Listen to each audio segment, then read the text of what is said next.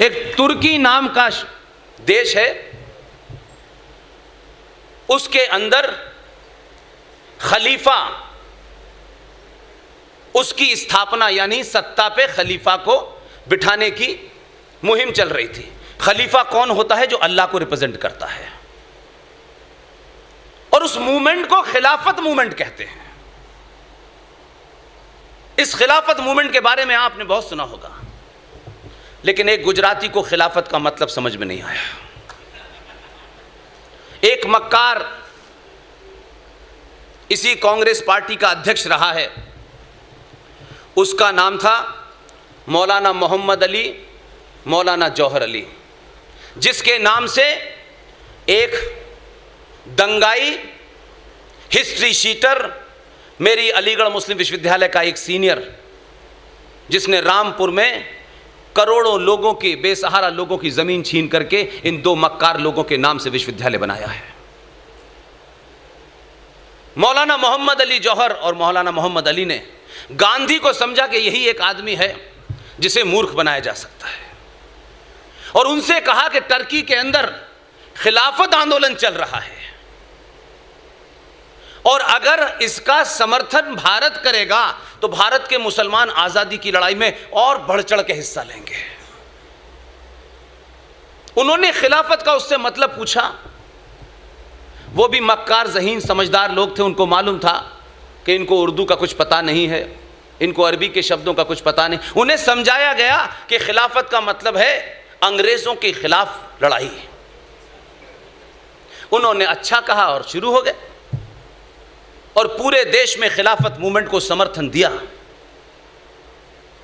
और उस समर्थन देने के बाद 2021 में, तब भारत में आरएसएस नहीं थी, इसलिए हर बात, हर गंदगी का जिक्र आप आरएसएस के ऊपर डाल करके अपना दामन नहीं बचा सकते। गांधी जी ने जिस खिलाफत आंदोलन का समर्थन किया, उसकी पहली प्रतिक्रिया में केरल के अंदर मोपला में 10,000 हिंदू औरतों का भारत के मुसलमानों ने हत्या, नरसंहार किया।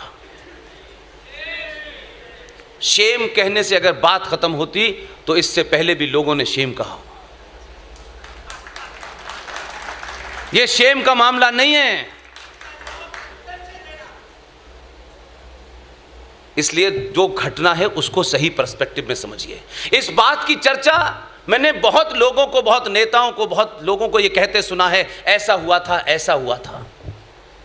और जब आपके पास तथ्य कम होते हैं, आपकी रिसर्च कमजोर होती है, तो कोई ऐरा गैरा आपके सामने सवाल खड़ा करता है और आप शर्मा जाते हैं। इससे दूसरे की हिम्मत बढ़ जाती है कि ये अपनी बात तो कहते हैं, लेकिन इनके पास कोई रेफरेंस ऐसा नहीं होता जो न्यूट्रल हो और ओरिजिनल हो।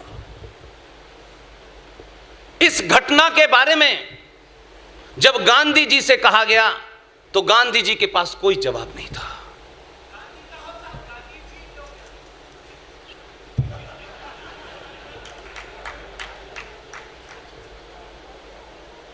देखिए, मैं कुछ कह लूं फिर कह लीजिएगा, दिल खोल के कहिएगा। मैं तो वैसे भी कहता हूं दिल खोल के बोलिए, कोई दिक्कत नहीं। गांधी ने उसका समर्थन किया। देखिए, एक बात सच बता दूं मैं आपको, सनातन हिंदू वैदिक संस्कृति में हमारे यहां इज्जत जाहिल से जाहिल आदमी की होती है, बशर्ते कि वो उम्र में बड़ा हो।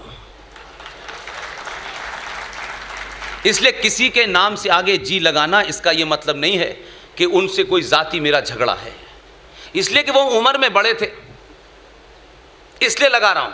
इसका यह भी मतलब नहीं है कि वो बड़े थे तो उनकी मक्कारी और झूठ को पर्दाफाश न किया जाए, यह झूठ है। बड़े से बड़े आदमी के झूठ ने अगर देश को नुकसान पहुंचाया है तो चौराहे पे उसको एक्सपोज कीजिए तब, लेकिन भाषा की मर्यादा में जी लगा लगा के करिए।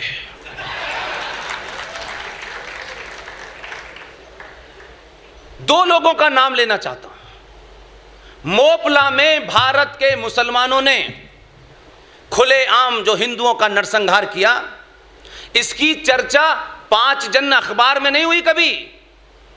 5 जन अखबार नहीं था।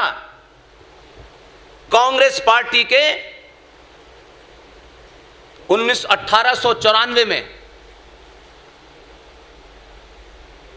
मेरा ख्याल है, हाँ 1894 में, हाँ 1894 में कांग्रेस पार्टी के अध्यक्ष थे, तमिलनाडु के थे, सर सी शंकरन नायर, जो 1908 में जज बने मद्रास हाई कोर्ट के। शुद्ध कांग्रेसी कांग्रेस पार्टी के अध्यक्ष थे, पूरा कार्यकाल चलाया। उन्होंने खुद एक किताब लिखी है और उस किताब का नाम है गांधी एंड अनार्की।